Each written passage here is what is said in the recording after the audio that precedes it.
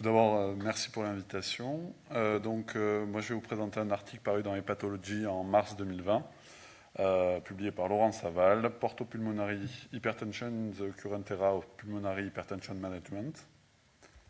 Donc, tout d'abord, une brève introduction. L'hypertension portopulmonaire est donc l'association d'une hypertension portale et d'une hypertension artérielle pulmonaire. Elle complique environ 2 à 6% des patients porteurs d'une hypertension portale et représente 5 à 15% de l'ensemble des hypertensions artérielles pulmonaires. La physiopathologie de cette maladie est complexe et comprend différents paramètres, notamment un déséquilibre entre les facteurs pro- et anti-angiogéniques, une inflammation systémique et les forces de cisaillement. L'ensemble de ces éléments entraîne une dysfonction endothéliale et une inflammation locale, menant à un remodelage vasculaire pulmonaire. L'élévation des résistances vasculaires pulmonaires entraîne ensuite une élévation de la post-charge du ventricule droit, responsable de la symptomatologie. Cette étude était motivée par le fait que jusqu'à présent, les cohortes d'hypertension portopulmonaire étaient de relativement faible effectif et souvent anciennes, notamment avant l'avènement des nouvelles thérapeutiques d'hypertension artérielle pulmonaire.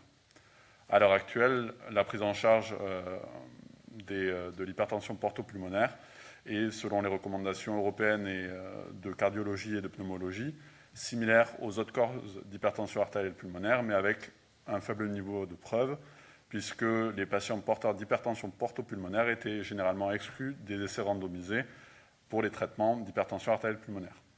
À l'heure actuelle, un seul essai randomisé étudiait spécifiquement les porteurs d'une hypertension portopulmonaire.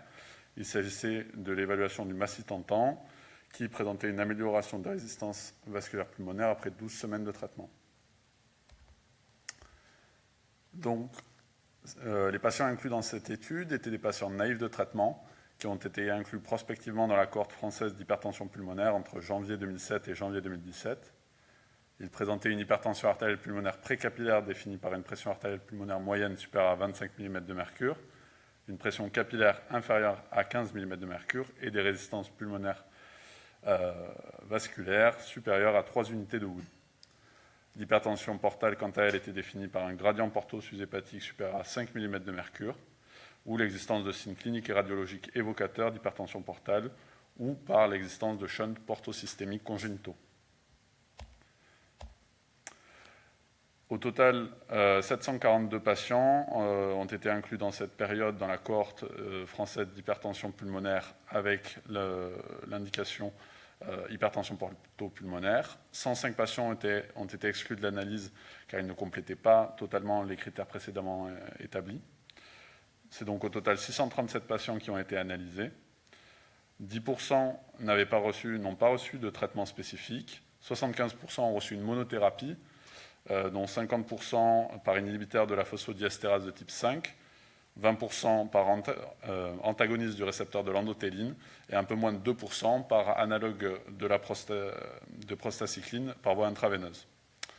15% avaient bénéficié d'une bithérapie et moins de 1% d'une trithérapie. Donc, la population étudiée avait un âge moyen de 55 ans, avec une prédominance masculine de 58%. L'étiologie de l'hypertension portale était très majoritairement une cirrhose à 97,6%, d'origine majoritairement alcoolique. Les cirrhoses étaient Child A pour 56,8%, Child B pour 33% et Child C pour 10%. Le score de MELD médian était de 11 et 30% des patients présentaient un score de MELD supérieur à 15. À noter également une prévalence importante de l'infection à VIH de l'ordre de 8%. Une réévaluation après initiation du traitement devait être réalisée dans l'année pour être analysée. La médiane a été réalisée à 4,5 mois. Et donc, une réévaluation clinique a été réalisée pour 554 des 574 patients traités de manière clinique et avec un cathétérisme cardiaque droit pour 453 patients. Il existait une amélioration de tous les paramètres, que ce soit fonctionnel avec le statut NYHA, le test de marche de 6 minutes, biologique avec une augmentation du taux de patients présentant des BNP ou NT-proBNP normaux, et hémodynamique avec une amélioration des paramètres hémodynamiques comme les résistances vasculaires pulmonaires, ou l'index cardiaque. Ont ensuite été analysées les différentes réponses en fonction du traitement, et il n'était pas retrouvé de différence de réponse entre les inhibiteurs de la phosphodiestérase de type 5 et les antagonistes du récepteur de l'endothéline. Par contre, il était retrouvé une meilleure réponse, notamment sur les résistances vasculaires pulmonaires, de la bithérapie vis-à-vis des monothérapies. Le suivi médian dans cette cohorte était de 35 mois. Au cours du suivi, 21% des patients ont bénéficié d'une majoration du traitement, 47% des patients sont décédés au cours du suivi. La survie à 1 an a été de 84%, de 69% à 3 ans et de 51% à 5 ans. Ont ensuite été étudiés les facteurs pronostiques de survie. Donc, ce qui ressortait en analyse multivariée, c'était l'âge, le sexe féminin, le test de marche de 6 minutes et la gravité de la maladie hépatique évaluée par le score de MELD et le score de Child. À noter que les variables hémodynamiques n'étaient quant à elles pas prédictives de survie. Ça c'est les courbes de Kaplan-Meier pour illustrer la différence de survie en fonction de la gravité de la maladie hépatique, donc à gauche en fonction du score de Child et à droite en fonction du score de MELD. Ensuite, ont été évalués en fonction du statut de transplantation hépatique. Donc 117 patients ont eu un diagnostic d'hypertension pulmonaire dans le cadre d'un bilan pré-transplantation hépatique, et parmi ceux-là, 63% ont effectivement été transplantés.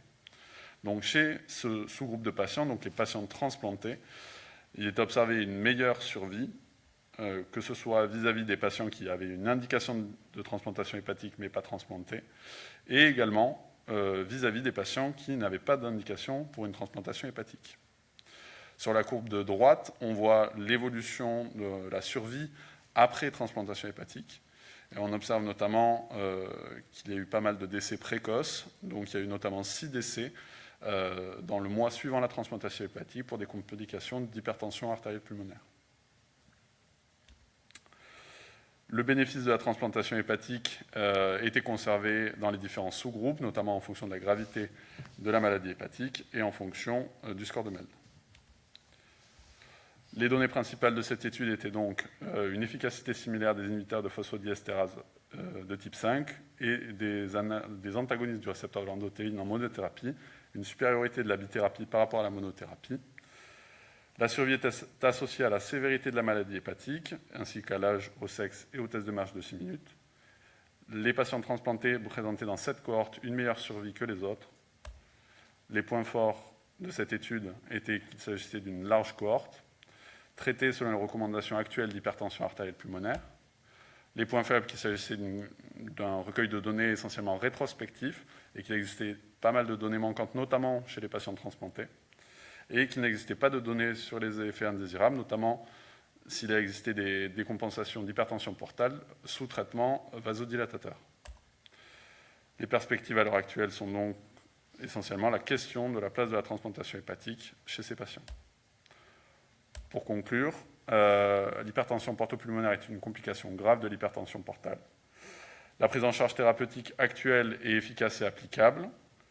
Le pronostic de ces patients est fortement associé à la gravité de la maladie hépatique. Autant l'hypertension pulmonaire était considérée comme une contre-indication à la transplantation hépatique, alors que ces données nous montrent qu'il est retrouvé de bons résultats à long terme chez des patients sélectionnés. Enfin, ces patients nécessitent un suivi concomitant entre pneumologue et hépatologue et une bonne communication. Merci pour votre attention.